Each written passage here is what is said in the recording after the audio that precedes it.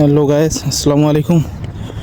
গতকালকে একদিন মেয়াদি কার্ড দেওয়া, আজকে আবার সকালে ডিউটি শেষ করে যাওয়া লাগছিল।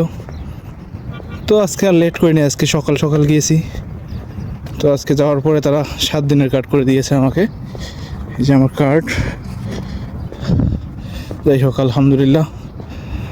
তো সকালে না গিয়ে বিকেলে গেলে তারা সচরাচর এমনটাই করে, 24 ঘন্টা মেয়াদি কার্ড দেয়। এটা একটা যদিও প্যারার কাজ। তো মোটামুটি 6 দিন আর আমার কার্ড বানানোর কোনো ঝামেলা নেই। এইভাবে একটু খুশি খুশি লাগছে। আবার 6 দিন পরে যেতে হবে, সমস্যা নেই। কার্ড যেহেতু বানাতেই হবে, তো যেতে তো হবেই। তো এই কার্ডটা মূলত আমাদের লাগে এয়ারপোর্টে যখন আমরা কাজে ঢুকি। তো কাজে ঢোকার সময় এটাই আমাদের একমাত্র পরিচয়। এটার যতদিন মেয়াদ আছে আমরা ততদিন কাজে ঢুকতে পারি। তো সমস্যা নেই, মেয়াদ শেষ হলে আবার গিয়ে আপডেট করে নেওয়া যায়।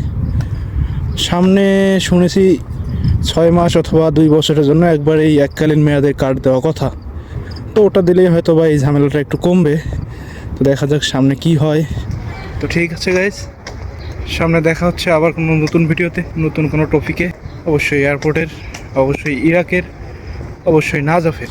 ততক্ষণ পর্যন্ত ভালো থাকবেন, সুস্থ থাকবেন। আল্লাহ হাফেজ। I need somebody who can love me